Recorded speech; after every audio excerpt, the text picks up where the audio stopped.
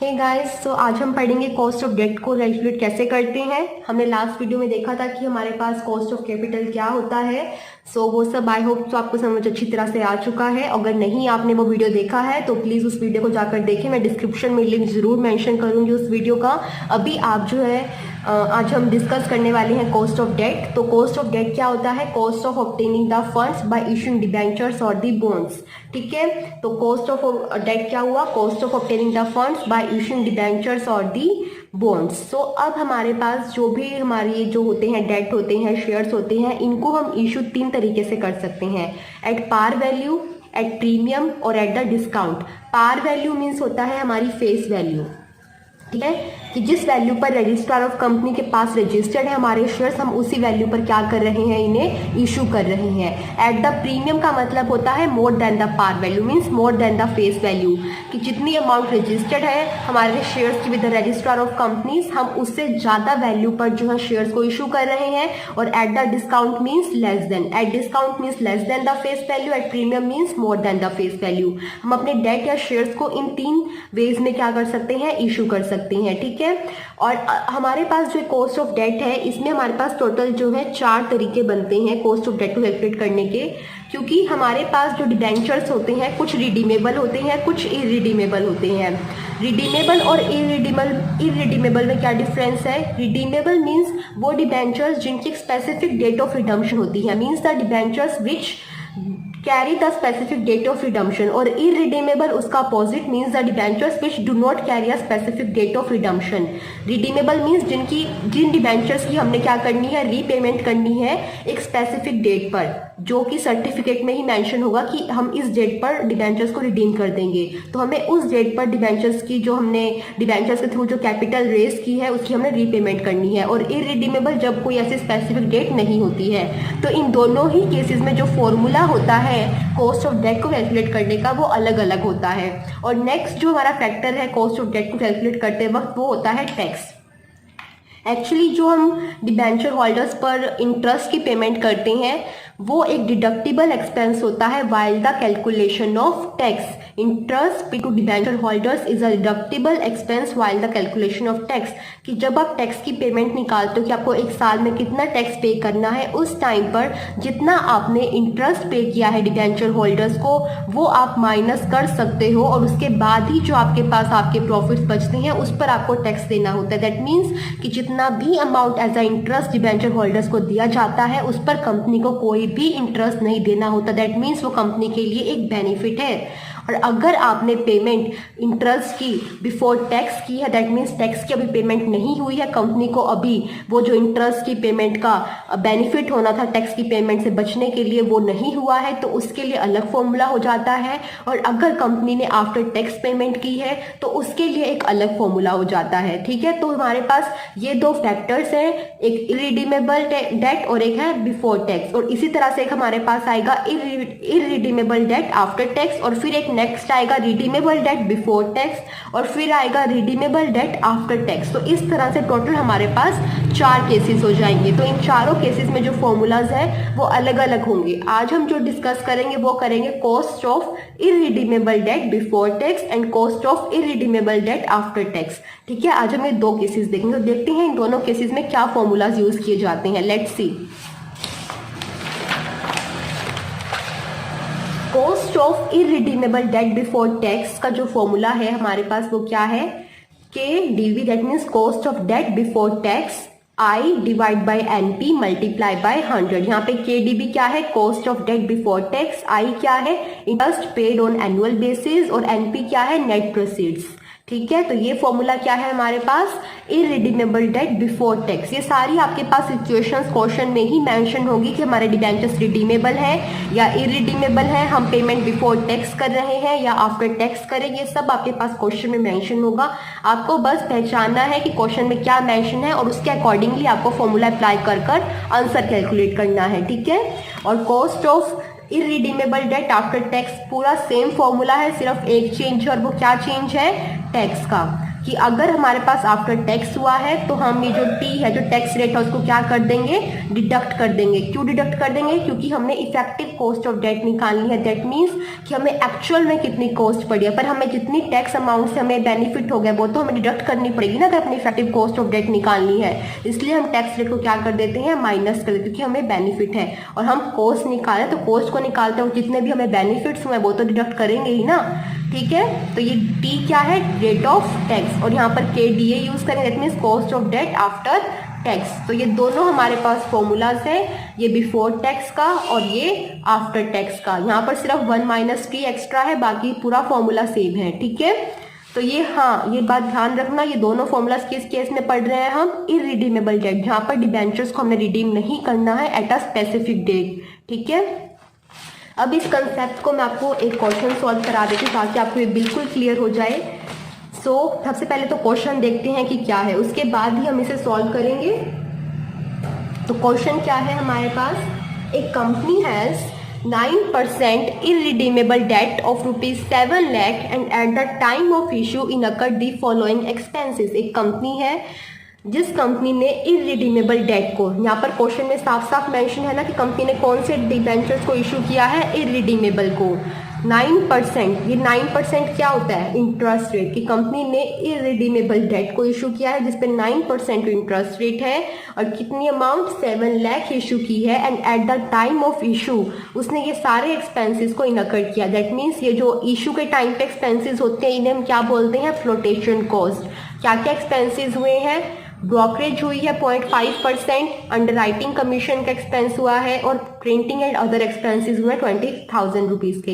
यहाँ पर आपको दिख रहा है कि 0.5% ऑफ इशू प्राइस। क्या मतलब है इस इशू प्राइस का?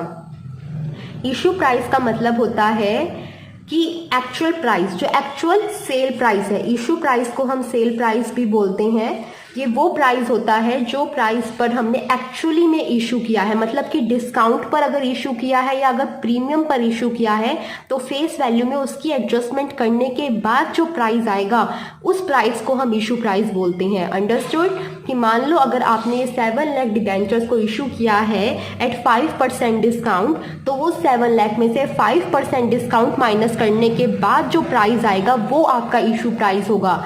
7 लाख क्या है, फेस वैल्यू। अगर यहाँ पर लिखा होता 0.5% ऑफ फेस वैल्यू तो आपको 0.5% 7 लाख का लगाना होता, बट यहाँ पर क्या लिखा है, 0.5% of issue price, that means sale price. और सेल प्राइस आपको डिस्काउंट या प्रीमियम की एडजस्टमेंट करने के बाद जो प्राइस आएगा उसका कैलकुलेट करना है। तो अब आपको क्या कह रहे हैं, determine the cost of capital before tax as well as after tax. यही क्वेश्चन से मैं आपको बिफोर टैक्स का भी बताऊंगी कैसे करना है और आफ्टर टैक्स का भी बताऊंगी। Assuming the debt is issued, पहली कंडीशन है कि आपको ये एज्यूम करना है कि हमने पार वैल्यू पर हमने डेट को इशू किया है। सेकंड में आपको डिस्काउंट में एज्यूम करना है, और तीसरी में आपको प्रीमियम वाला केस सॉल्व करना है। और यहाँ पर टैक्स रेट कितना दे रखा है, 40%। तो ये हमारे पास इंटायर क्वेश्चन है। इस क्वेश्चन, ये इररिडीमेबल डेट का है। इस क्वेश्चन में उन्होंने बिफोर टैक्स भी पूछ लिया और आफ्टर टैक्स भी पूछ लिया, और कंडीशंस उन्होंने हमें 3 दी हैं कि at par value, at discount and at premium. ठीक है, आपको यहाँ पर जो मेन चीज कंसीडर करनी है वो ये कि जो आपके पास फ्लोटेशन कॉस्ट दी हुई होती है क्वेश्चन में, वो इशू प्राइस के ऊपर निकालनी है या फिर फेस वैल्यू के ऊपर, ये आपको ध्यान से देखना है। अगर इशू प्राइस बोला है दैट मीन्स डिस्काउंट या प्रीमियम की एडजस्टमेंट करने के बाद जो प्राइस आएगा उस पर आपने लेना है, और अगर यहाँ पे फेस वैल्यू बोला होता तो 7 लाख जो एक्चुअल पार वैल्यू है वो लेनी होती। ठीक है, अब ये इन्होंने इशू प्राइस बोला है तो हमें डिस्काउंट और प्रीमियम की एडजस्टमेंट करने के बाद जो प्राइस आएगा उस पर कैलकुलेट करना है। सो अब हम सॉल्व करेंगे क्वेश्चन। So let's see.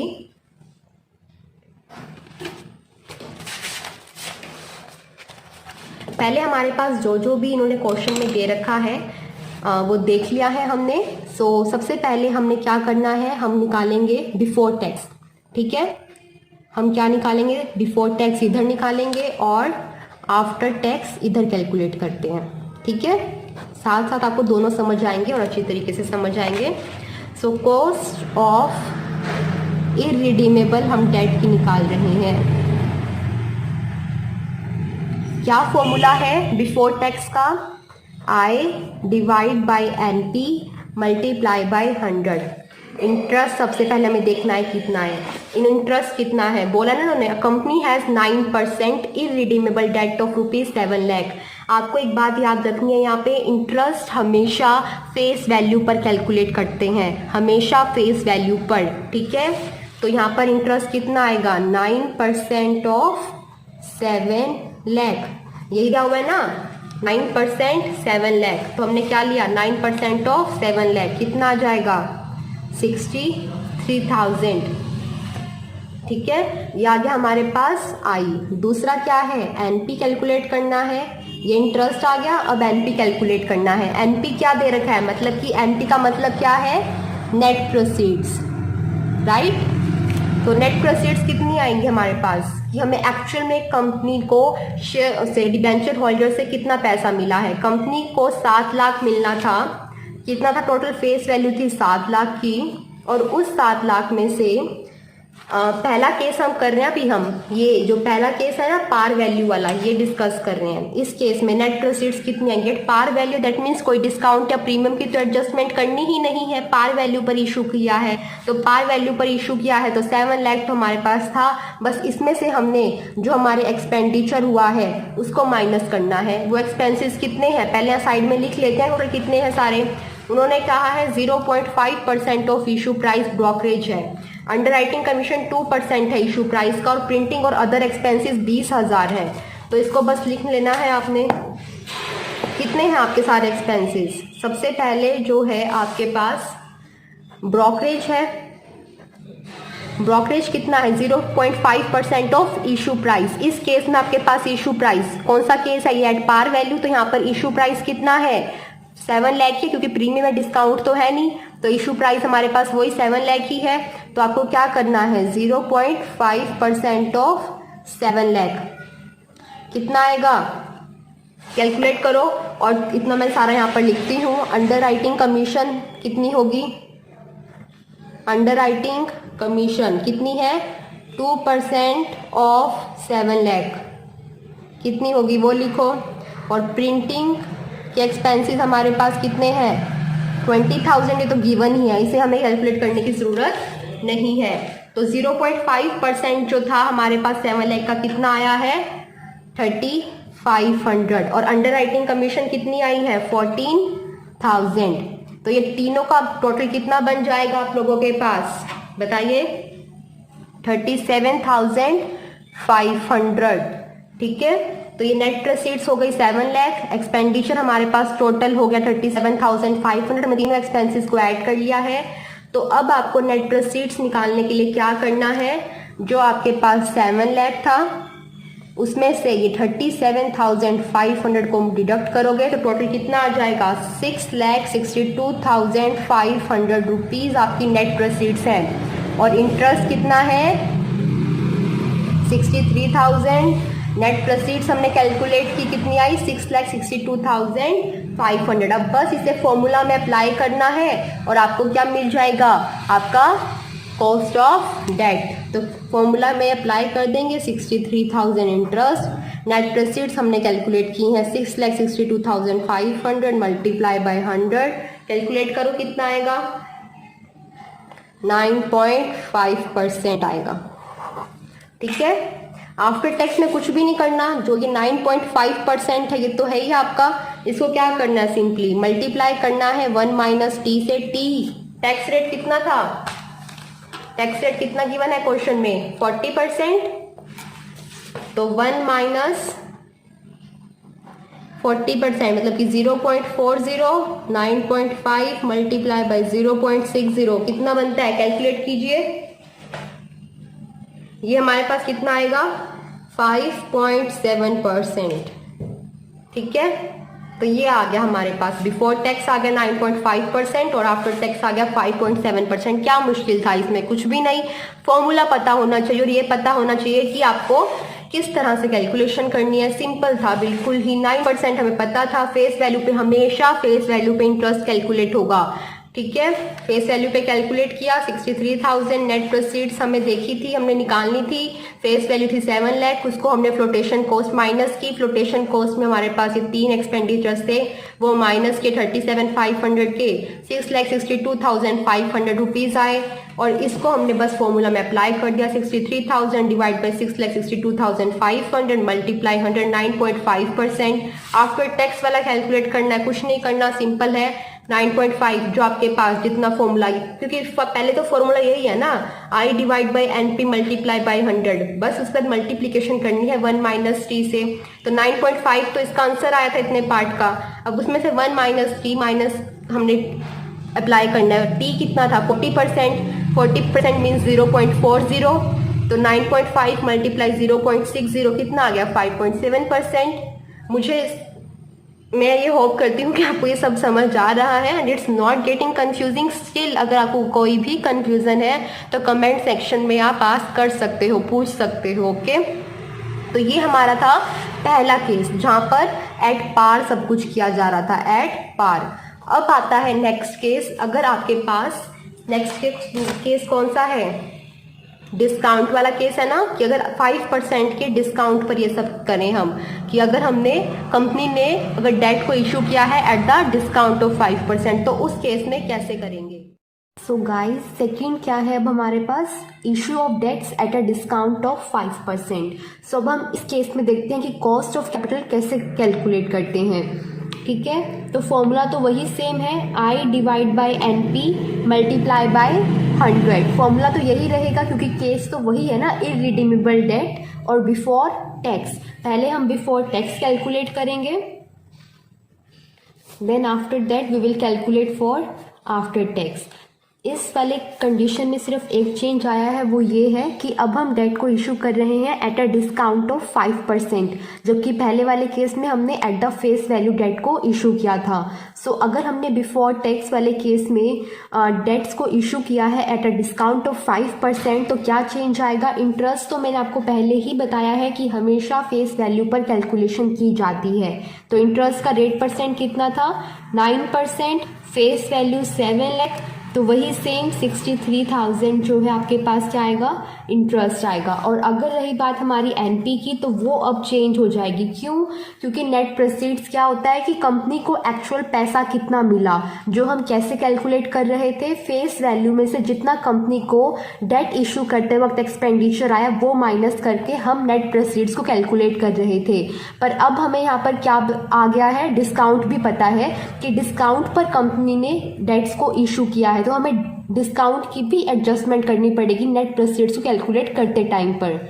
सो कैसे करेंगे, हमें पता है कि जो फेस वैल्यू है वो 7 लाख रुपीज़ है, बट कंपनी ने 7 लाख रुपीज़ पर इशू नहीं किया डेट को, कंपनी ने at a discount of 5% debt को इशू किया है। सो इसमें से सबसे पहले हम क्या करेंगे, डिस्काउंट को लेस करेंगे। डिस्काउंट का रेट कितना है 5%, तो 7 लाख का 5% अब हम कैलकुलेट करेंगे तो कितना आएगा 7 लाख का 5%, बताइए। 7 लाख का 5% हुआ 35,000। ठीक है, तो सबसे पहले हमने फेस वैल्यू में से डिस्काउंट लेस किया, तो डिस्काउंट को माइनस करने के बाद हमारे पास अमाउंट आती है 6,65,000। ठीक है, तो ये क्या आया कि हमने डिस्काउंट की एडजस्टमेंट कर दी है। बट हमारे पास क्वेश्चन में क्या भी मेंशन है, हमारे पास क्वेश्चन में मेंशन है कि कंपनी ने डेट इशू करते टाइम पर कुछ एक्सपेंसेस भी इनकर्ड किए हैं। वो एक्सपेंसेस क्या है, brokerage, underwriting commission, printing and other expenses. और ये किस पर है, इशू प्राइस पर, फेस वैल्यू पर नहीं है, किस पर है, इशू प्राइस पर। इशू प्राइस मीन्स जो फेस वैल्यू पर डिस्काउंट या प्रीमियम की एडजस्टमेंट करने के बाद जो प्राइस आता है उस प्राइस को हम इशू प्राइस कहते हैं। तो पहले वाले केस तो हमारा पार वैल्यू था, वहां पर तो डिस्काउंट या प्रीमियम का मतलब ही नहीं था। बट सेकेंड जो कंडीशन है जो कि हम ये सॉल्व कर रहे हैं अब एट द डिस्काउंट ऑफ 5%, तो यहाँ पर इशू प्राइस कौन सा होगा, इस फेस वैल्यू में से जो डिस्काउंट माइनस होगा वो होगा हमारा इशू प्राइस। दैट मीन्स यहाँ पर 0.5% और 2% किसका निकालना है आपको, फेस वैल्यू माइनस डिस्काउंट, वो हमारा क्या बन जाएगा, इशू प्राइस। ठीक है, जैसे आपने यहाँ पर किया है कि पहले तो फेस वैल्यू थी, फेस वैल्यू में से हमने डिस्काउंट लेस किया तो 6,65,000 आ गया। पर इसमें से अब हमें क्या माइनस करना है, हमारे जो भी एक्सपेंडिचर हुआ है, हमारा क्या क्या एक्सपेंडिचर हुआ है, 0.5% किसका, इशू प्राइस का। इशू प्राइस मतलब कि फेस वैल्यू माइनस डिस्काउंट कितना है 6,65,000, ठीक है। उसी तरह 2% भी किसका 6,65,000 का, और 20,000 तो हमें प्रिंटिंग एक्सपेंसेस पहले से ही पता है।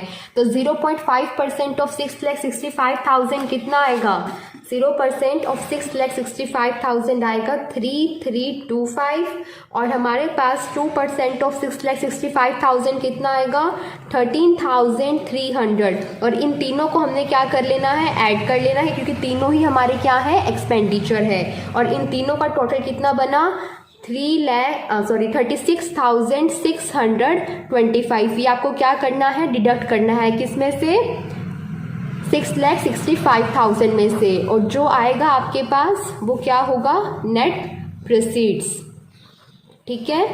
तो अब 6,65,000 में से 36,625 को माइनस करेंगे कितना आ जाएगा 6,28,375।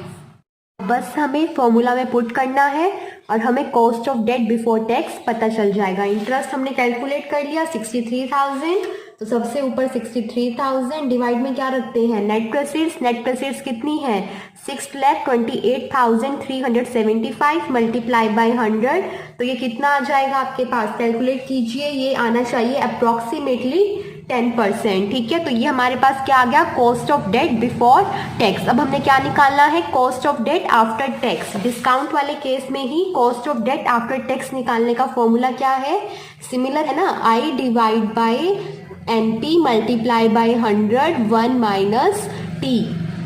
टी का रेट क्या है 40%, तो आई आपने निकाला भी पीछे 63,000, नेट प्रोसीड्स भी उतनी ही रहेंगी 6,28,375, और बस टैक्स का रेट यहाँ पर अप्लाई करना है आपको, वो कितना है 40%, दैट मीन्स 0.40। अब इन सबको जब आप कैलकुलेट करोगे तो इसका आंसर तो वही आ रहा है 10%, बस आपने इसको मल्टीप्लाई किससे करना है 0.60 से, और ये आ जाएगा 6%। तो ये हो गया हमारे पास cost of debt after tax, और ये हमारे पास हो गई cost of debt before tax, ठीक है। तो इस तरह से हम ये कैलकुलेट कर सकते हैं। इट्स वेरी सिंपल, बस आपको फॉर्मूलाज याद होने चाहिए, उसके बाद सारी इंफॉर्मेशन क्वेश्चन में मेंशन है, आपको सिर्फ आइडेंटिफाई करना है और उसको पुट करते जाना है। जो इन क्वेश्चंस में आपको कंसिडर करना मैं पहले भी बता चुकी हूँ, आपको ये ध्यान रखना है कि जो कंपनी ने डेट्स को इशू करते टाइम एक्सपेंडिचर किया है, जैसे कि brokerage, printing expenses, under writing commission, या जितने भी एक्सपेंडिचर हुआ है वो सारा आपको ध्यान में रखना है कि क्वेश्चन में क्या कहा गया है, ऑफ द इशू प्राइस वो बोला गया है या फिर फेस वैल्यू पर। अगर इशू प्राइस बोला है तो आप डिस्काउंट या प्रीमियम के एडजस्टमेंट करने के बाद जो प्राइस आएगा वो आपका इशू प्राइस होगा, और आपको जो है एक्सपेंडिचर उस अमाउंट पर कैलकुलेट करना होगा। और अगर फेस वैल्यू बोला होगा तो डिस्काउंट या प्रीमियम के एडजस्टमेंट करने से पहले, दैट मीन्स 7 लाख, इस पर आपको वो कैलकुलेट करना होगा। I hope so you have understand this thing. So अब हमारे पास डिस्काउंट वाला केस भी हो गया। अब नेक्स्ट केस कौन सा है, प्रीमियम वाला। So let's solve that case.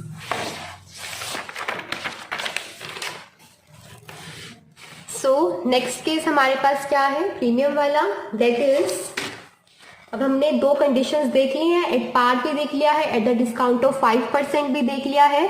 Third condition है कि आपको at the premium of 10% given है कि अगर कंपनी इशू करती है डेट को एट द प्रीमियम ऑफ 10% तो क्या कॉस्ट ऑफ डेट आएगी। और हम यहाँ पर कौन सी निकाल रहे हैं, कॉस्ट ऑफ इरिडीमेबल डेट। हमें बिफोर टैक्स भी कैलकुलेट करना है और आफ्टर टैक्स भी। ये एक क्वेश्चन मैं आपको करा रही हूँ और इस क्वेश्चन से आप बाकी सारे क्वेश्चन सॉल्व कर सकते हो। कॉस्ट ऑफ डेट निकालने के इरिडीमेबल डेट के केस में इससे जो भी क्वेश्चन आप सोल्व करोगे वो इजी ही होगा। ये सारे के सारे कंसेप्ट्स को कवर कर रहा है ये क्वेश्चन। स्टिल अगर कोई आपको किसी भी कंसेप्ट में regarding this cost of debt की कैलकुलेशन में कोई कंफ्यूजन रहती है तो आप कमेंट सेक्शन में पूछ सकते हो, ठीक है।